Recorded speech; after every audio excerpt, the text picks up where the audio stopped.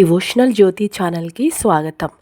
అందరికీ కార్తీక శుద్ధ పాడ్యమి శుభాకాంక్షలు.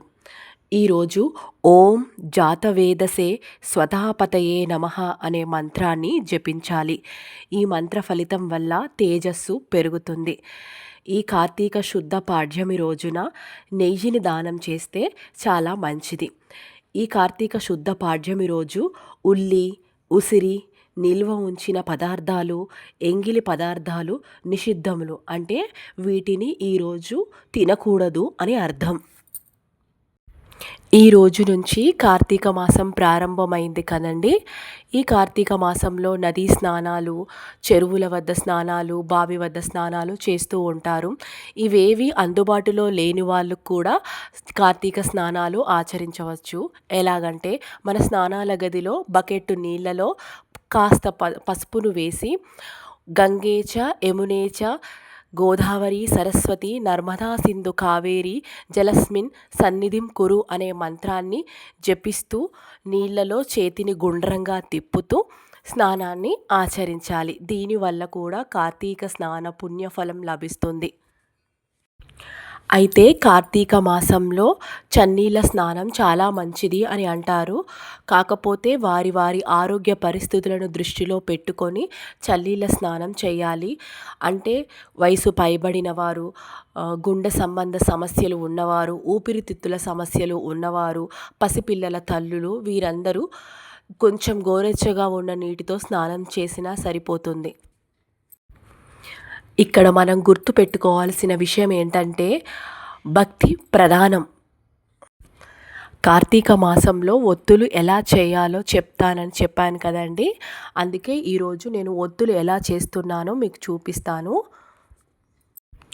ముందుగా పరిశుభ్రమైన దూదిని తీసుకొని అందులో ఉన్న గింజలను తొలగించి ఆ తర్వాత మెత్తని దూదిని తయారు చేసుకోవాలి.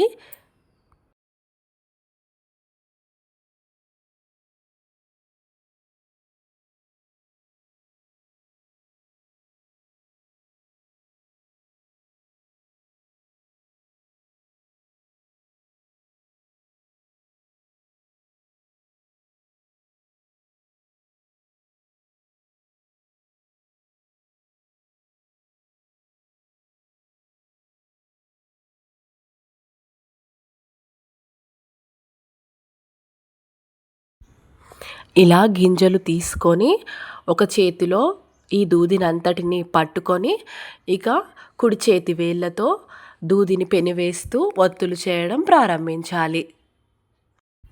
ఒత్తులు చేసేటప్పుడు కుడి చేతి వేళ్ళను తడి చేసుకుంటూ ఒత్తులను పేనుకోవాలి. అంటే ఒత్తులను తయారు చేసుకోవాలి.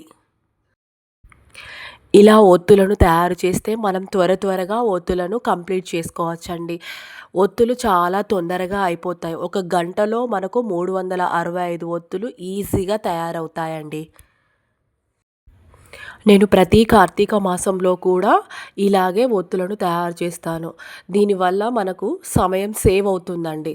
తొందరగా అయిపోతాయి ఒత్తులు కూడా. అరచేతిలో పెట్టుకొని తాల్చితే చాలా లేట్ అవుతుంది. అలాగే అలా చేయకూడదని కూడా అంటారు. అందుకే నేను ఇదే విధంగా ఒత్తులను ప్రతి సంవత్సరం ఇలాగే తయారు చేస్తాను. ఇలాగే చేసుకుంటూ పోతే మనకు ఎన్ని ఒత్తులయ్యాయి అన్న విషయం ఎలా తెలుస్తుందని మీకు అనుమానం రావచ్చు. అయితే మనం ఇలా దూదినంతా చేసుకుంటూ వెళ్ళిన తర్వాత ఒకసారి మనం ఎలా లెక్క పెట్టుకుంటామనేది నేను చూపిస్తాను చూడండి. ఇలా చేయడం ద్వారా ఒత్తంతా ఎక్కడా తెగకుండా నీట్గా ఒక దారంలాగా వస్తూనే ఉంటుందండి. మీకు ఇప్పుడు కనిపిస్తుంది కదా, ఎక్కడా తెగదు. లాస్ట్లో మనం లెక్క పెట్టుకునేటప్పుడు మాత్రం పైన కింద చివర్లు కట్ చేసుకుంటే సరిపోతుంది. నేను మీకు ఎలా లెక్క పెట్టాలనేది ఇప్పుడు చూపిస్తాను చూడండి. ఈ ఒత్తులు తయారు చేసే విధానం ఎలా ఉందో మీరు కామెంట్ బాక్స్లో కామెంట్ చేయండి. నేను ఈ ఒత్తులు తయారు చేసే విధానాన్ని నేను మా అమ్మ దగ్గర నేర్చుకున్నాను. కుదిరితే మీరు కూడా ఈ కార్తీక మాసంలో ఇలా ఒత్తులు తయారు చేయడానికి ట్రై చేయండి. ఖచ్చితంగా కుడి చేతి వేళ్ళను తడి చేస్తూనే చేసుకోవాలండి ఒత్తులు. పొడి చేతులతో ఒత్తులను మనం ట్విస్ట్ చేయలేం. అంటే దూదిని ట్విస్ట్ చేయలేం కాబట్టి కంపల్సరీగా కుడి చేతి వేళ్ళను తడి చేసుకుంటూ చేయాలి.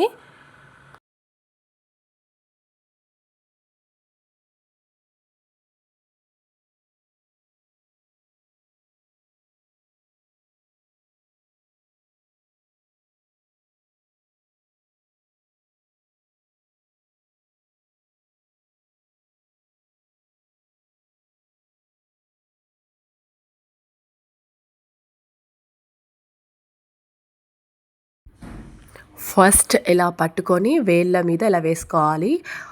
రౌండ్ చుట్టుకోవాలి. 1, 2, 3, 4, 5, 6, 7, 8, 9, 10, 11, 12, 13, 14.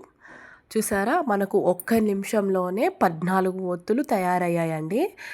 అంటే తొందరగా మనం ఒత్తులు రెడీ చేసుకోవచ్చు. కార్తీక పౌర్ణమి వరకు కుటుంబం మొత్తానికి ఒత్తులు తయారు చేయొచ్చండి. ఈ విధంగా మనం ఒత్తులు తయారు చేసుకుంటే తొందరగా అయిపోతుంది.